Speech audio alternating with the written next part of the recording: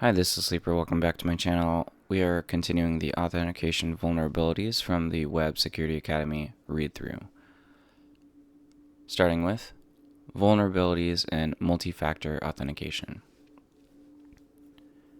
In this section, we'll look at some of the vulnerabilities that can occur in multi-factor authentication mechanisms. We've also provided several interactive labs to demonstrate how you can exploit these vulnerabilities in multi-factor authentication. Many websites rely exclusively on single-factor authentication, using a password to authenticate users. However, some require users to prove their identity using multiple authentication factors. Verifying biometric factors is impractical for most websites. However, it is increasingly common to see both mandatory and optional two-factor authentication, 2FA, based on something you know and something you have. This usually requires users to enter both a traditional password and a temporary verification code from an out-of-band physical device in their possession. While it is sometimes possible for an attacker to obtain a single knowledge-based factor, such as a password, being able to simultaneously obtain another factor from an out-of-band source is considerably less likely. For this reason, two-factor authentication is demonstrably more secure than single-factor authentication.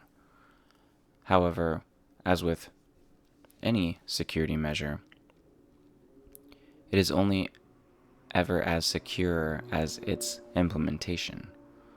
Poorly implemented two-factor authentication can be beaten, or even bypassed entirely, just as single-factor authentication can. It is also worth noting that the full benefits of multi-factor authentication are only achieved by verifying multiple different factors. Verifying the same factor in two different ways is not true two-factor authentication. Email-based 2FA is one such example. Although the user has to provide a password and a verification code, accessing the code only relies on them knowing the login credentials for their email account. Therefore, the knowledge authentication factor is simply being verified twice.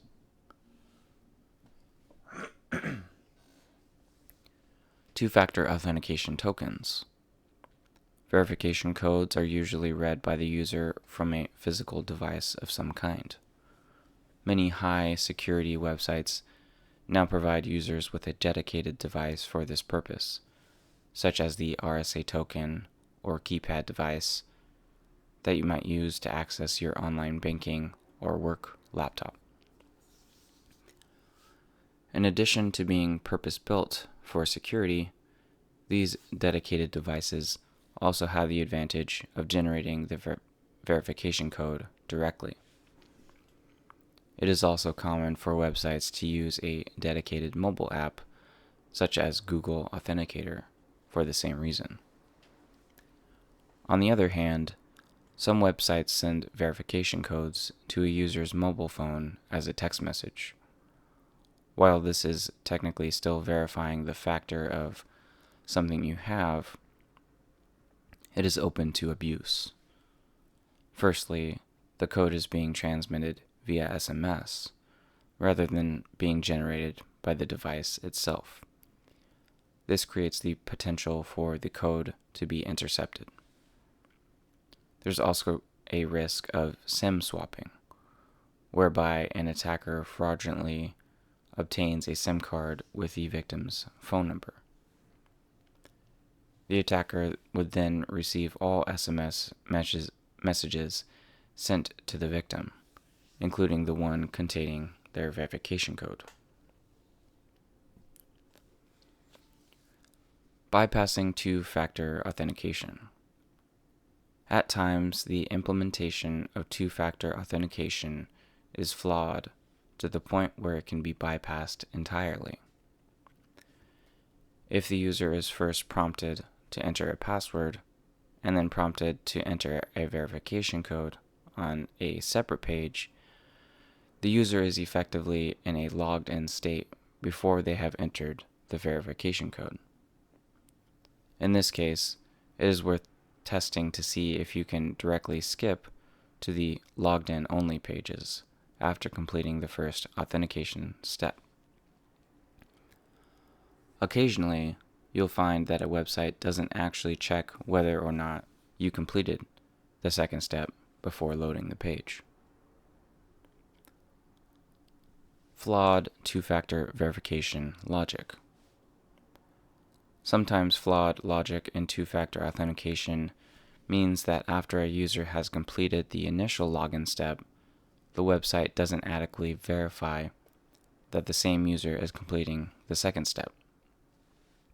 For example, the user logs in with their normal credentials in the first step as follows. They are then assigned a cookie that relates to their account before taken to the second step of the login process. When submitting the verification code, the request uses this cookie to determine which account the user is trying to access. In this case, an attacker could log in using their own credentials, but then change the value of the account cookie to any arbitrary username when submitting the verification code. This is extremely dangerous if the attacker is then able to brute force the verification code, as it would allow them to log in to the arbitrary users' accounts based entirely on their username. They would never even need to know the user's password.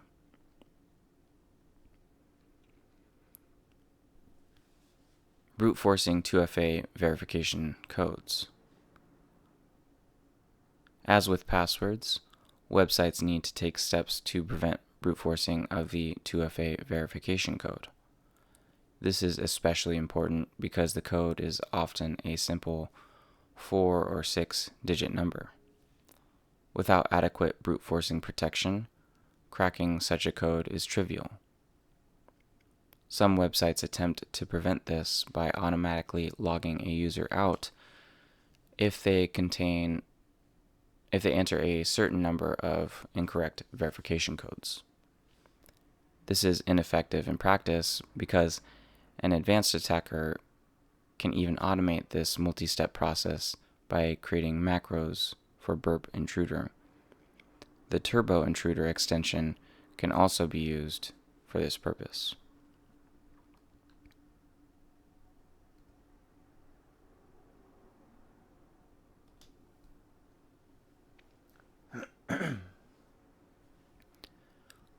Vulnerabilities and other authentication mechanisms.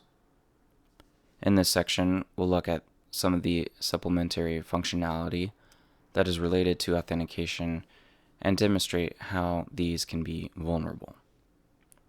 We've also created several interactive labs that you can use to put what you've learned into practice.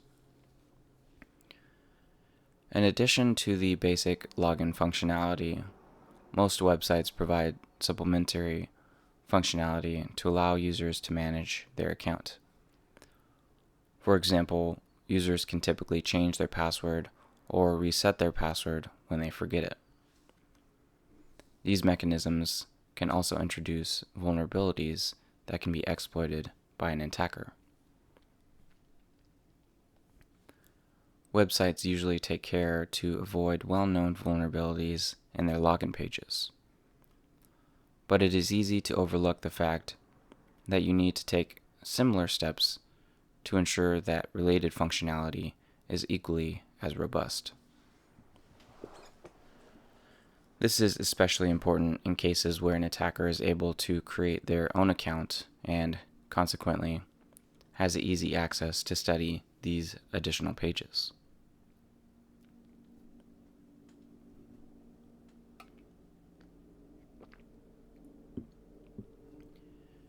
Keeping users logged in.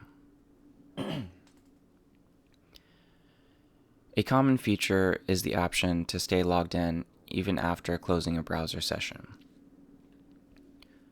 This is usually a simple checkbox labeled something like "Remember me" or "Keep me logged in." This functionality is often implemented by generating a "Remember me" token of some kind, which is then stored in a persistent cookie. As possessing this cookie effectively allows you to bypass the entire login process, it is best practice for this cookie to be impractical to guess. However, some websites generate this cookie based on a predictable concatenation of static values, such as the username and a timestamp. Some even use the password as part of this cookie. This approach is particularly dangerous if an attacker is able to create their own account, because they can study their own cookie and potentially deduce how it is generated. Once they work out the formula, they can try to brute force other users' cookies to gain access to their accounts.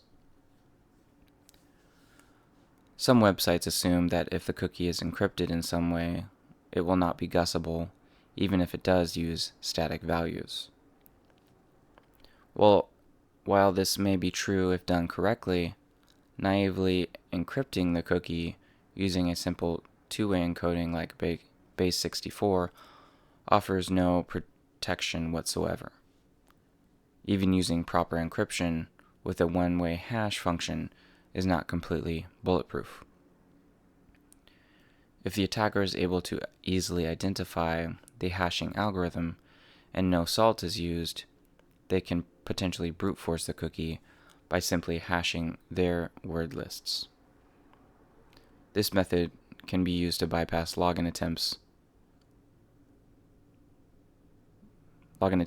limits if a similar limit isn't applied to the cookie guesses.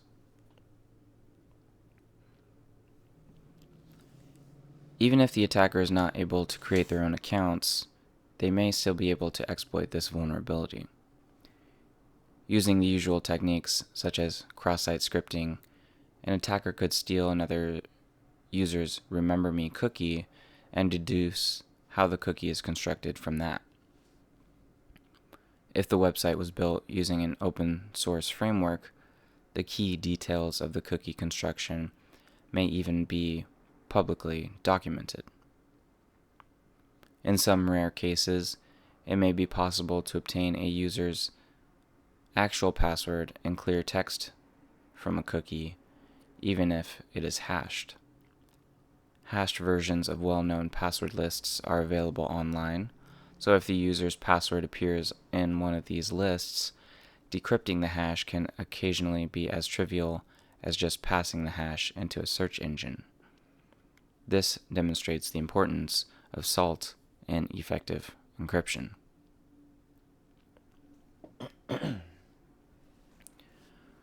Resetting user passwords. In practice, it is a given that some users will forget their password, so it is common to have a way for them to reset it.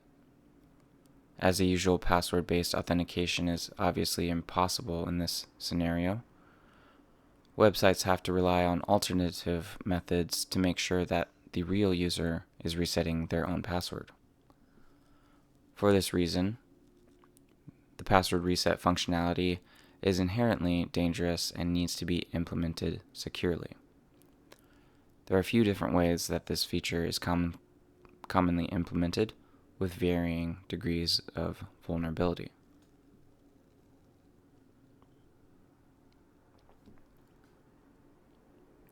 Sending passwords by email.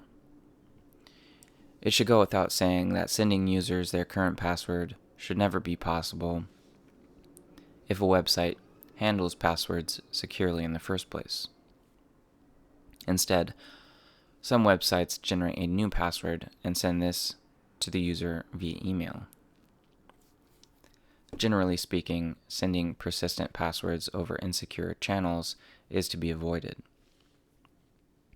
In this case, the security relies on either the generated password expiring after a very short period or the user changing their password again immediately.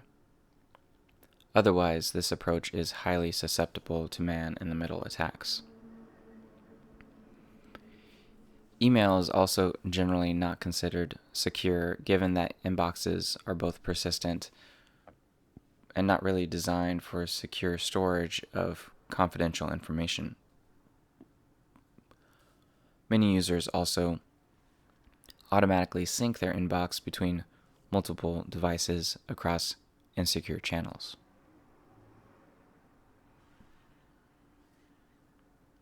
Resetting passwords using a URL.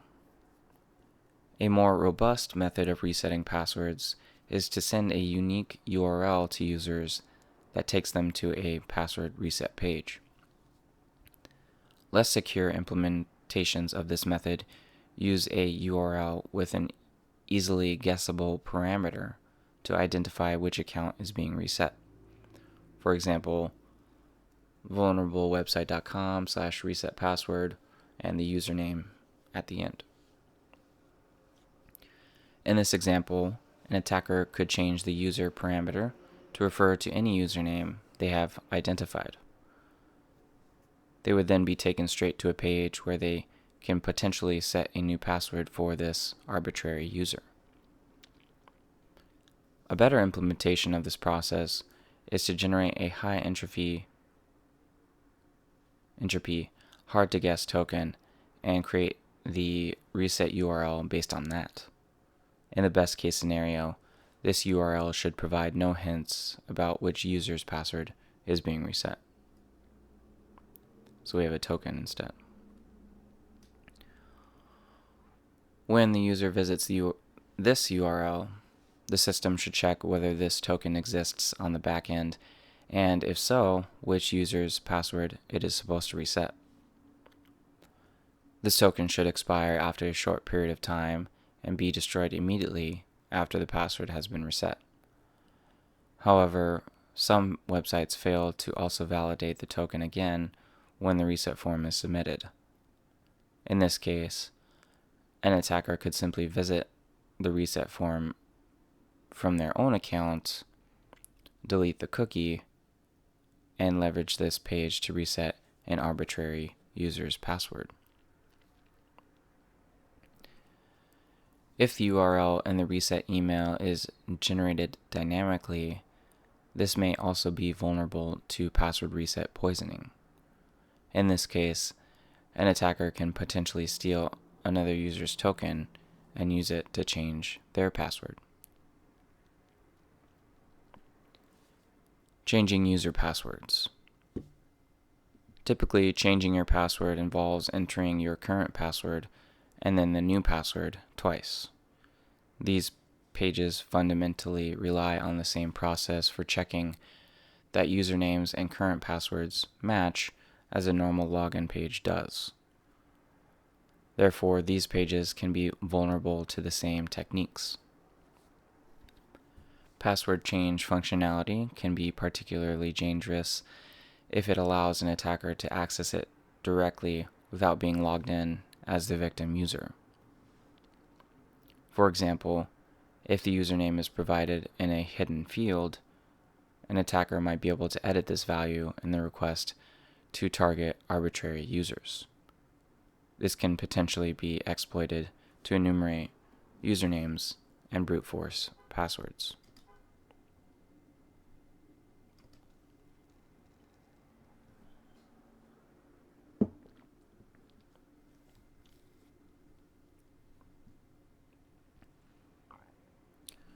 Vulnerabilities in third-party authentication mechanisms. If you love to hack authentication mechanisms and you've completed our main authentication, you may want to try our OAuth authentication labs. We'll read that in a later section. Preventing attacks on your own authentication mechanisms. We have demonstrated several ways in which websites can be vulnerable due to how they implement authentication. To reduce the risk of such attacks on your own website, there are several principles that you should always try to follow.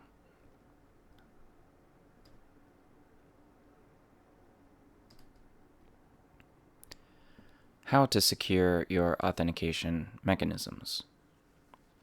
In this section, we'll talk about how you can prevent some of these vulnerabilities we've discussed from occurring in your authentication mechanisms. Authentication is a complex topic, and as we have demonstrated, it is unfortunately all too easy for weaknesses and flaws to creep in. Outlining every possible measure you can take to protect your own websites is clearly not possible. However, there are several general principles that you should always follow. Take care with user credentials. Even the most robust authentication mechanisms are ineffective if you unwittingly disclose a valid set of login credentials to an attacker. It should go without saying that you should never send any login data over unencrypted connections. Although you may have implemented HTTPS for your login requests, make sure that you enforce this by redirecting any attempted HTTP requests to HTTPS as well. You should also audit your website to make sure that no username or email addresses are disclosed either through publicly accessible profiles or reflected in HTTP responses, for example. Don't count on users for security. Strict authentication measures often require some additional effort from your users. Human nature makes it all but inevitable that some users will find ways to save themselves this effort.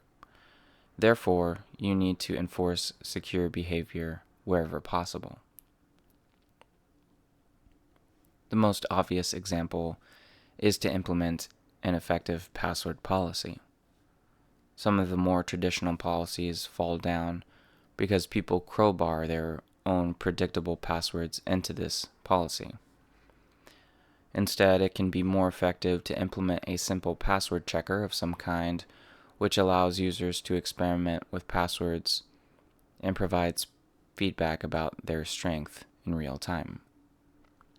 A popular example is the JavaScript library ZXCVBN, which was developed by Dropbox. By only allowing passwords which are rated highly by the password checker, you can enforce the use of secure passwords more effectively than you can with traditional policies. Prevent username enumeration. It is considerably easier for an attacker to break your authentication mechanisms if you reveal that a user exists on the system. There are even certain situations where, due to the nature of the website, the knowledge that a particular person has an account is sensitive information itself. Regardless of whether an attempted username is valid, it is important to use identical generic error messages and make sure that they really are identical. You should always return the same HTTP status code with each login request, and finally, make the response times in different scenarios as indistinguishable as possible. Implement robust brute force protection. Given how simple constructing a brute force attack can be, it is vital to ensure that you take the steps to prevent or at least disrupt any attempts to brute force logins. One of the more effective methods is to implement strict IP-based user rate limiting. This should involve measures to prevent attackers from manipulating their apparent IP address. Ideally, You should require the user to complete a CAPTCHA test with every login attempt after a certain limit is reached. Keep in mind that this is not guaranteed to completely eliminate the threat of brute forcing. However, making the process as tedious and manual as possible increases the likelihood that any would-be attacker gives up and goes in search of a softer target instead.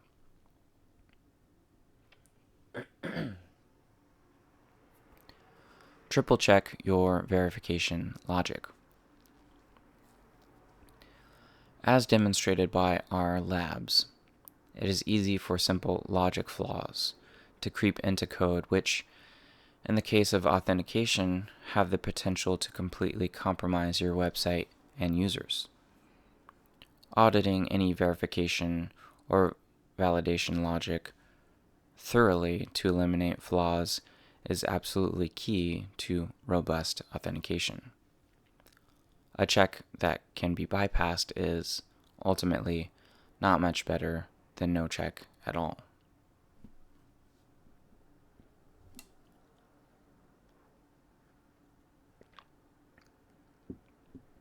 Don't forget supplementary functionality. Be sure not to just focus on the central login pages and overlook additional functionality related to authentication.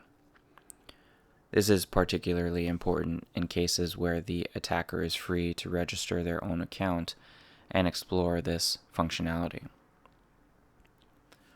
Remember that a password reset or change is just as valid an attack surface as the main login mechanism, and consequently must be equally as robust. And last but not least, implement proper multi-factor authentication. While multi-factor authentication may not be practical for every website, when done properly, it is much more secure than password-based login alone. Remember that verifying multiple instances of the same factor is not true multi-factor authentication. Sending verification codes via email is essentially just a more long-winded form of single-factor authentication. SMS-based 2FA is technically verifying two factors, something you know and something you have. However, the potential for abuse through SIM swapping, for example, means that this system can be unreliable. Ideally, 2FA should be implemented using a dedicated device or app that generates the verification code directly, as they are purpose-built to provide security. These are typically more secure. Finally, just as with the main authentication logic, make sure that the logic in your 2FA checks is sound so that it cannot be easily bypassed. Once again, my name is Sleeper, and that's a wrap. Until next time.